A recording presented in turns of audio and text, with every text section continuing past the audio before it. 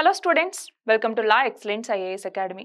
International labour organization forced labour కి సంబంధించి ఒక సర్వే చేసి దానికి సంబంధించిన స్టాటిస్టిక్స్ ఇచ్చింది.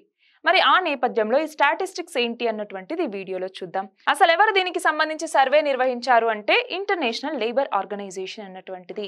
మరి ఏం చెప్తోంది అంటే 2021వ సంవత్సరంలో ఫోర్స్డ్ లేబర్ అంటే ఒకప్పుడు వెట్టి చాకరీ చేసేటటువంటి వాళ్ళు అనేవాళ్ళం.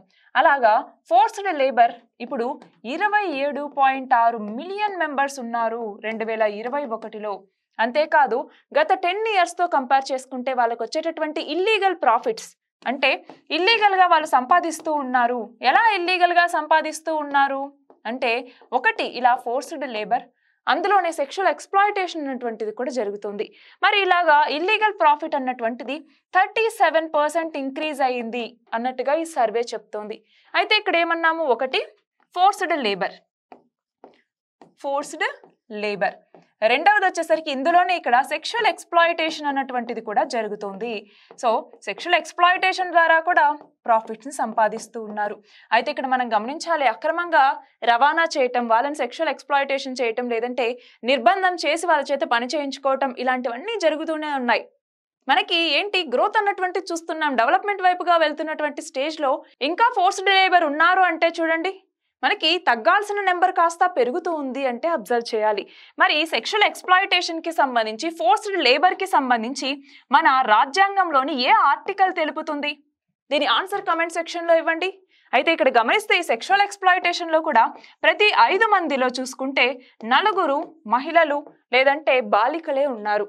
అలాగే సెక్షువల్ ఎక్స్‌ప్లాయిటేషన్కి సంబంధించి కనుక మనం గమనిస్తే మొత్తం 27% మంది ఇందులో ఇన్వాల్వ్ అయ్యి ఉంటే వాళ్ళ ద్వారా వచ్చేటటువంటి ఇల్లీగల్ ప్రాఫిట్సే మొత్తం ప్రాఫిట్స్లో 73% ఉన్నాయి.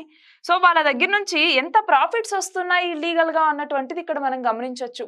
సో ఇక్కడ ఏంటి, వాళ్ళని నిర్బంధం చేసి మరి ఈ పనిలోకి లాగేస్తూ ఉన్నారు.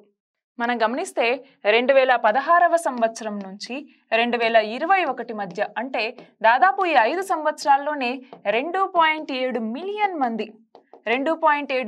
మంది ఇందులోకి వచ్చి చేరారు అంటే దాని ఇంటెన్సిటీ ఎలా ఉంది అన్నటువంటిది మనం ఇక్కడ గమనించవచ్చు. మరి అందులోనూ ఎక్కడ ఇవి ఎక్కువగా జరుగుతూ ఉన్నాయంటే first of all Asia Pacific రీజియన్లోనే ఇవి ఎక్కువగా జరుగుతున్నాయి. ఏషియా పసిఫిక్ రీజియన్లో, తర్వాత ఆఫ్రికాలో ఎక్కువగా ఇలాంటి ఫోర్స్డ్ లేబర్ ఉన్నారు. మరి వీటిని రెడ్యూస్ చేయాలి, దానికోసం ముందుగా పావర్టీ అన్నటువంటిది తగ్గించాలి, ఎక్స్‌ప్లాయిటేషన్ని తగ్గించాలి, లీగల్ ఫ్రేమ్వర్క్స్ని తీసుకురావాలి, వాటిని సరిగ్గా ఇంప్లిమెంట్ చేయాలి. సో దీనికంటూ ఒక కాంప్రహెన్సివ్ ఫ్రేమ్వర్క్ అన్నటువంటిది ఉండాలి.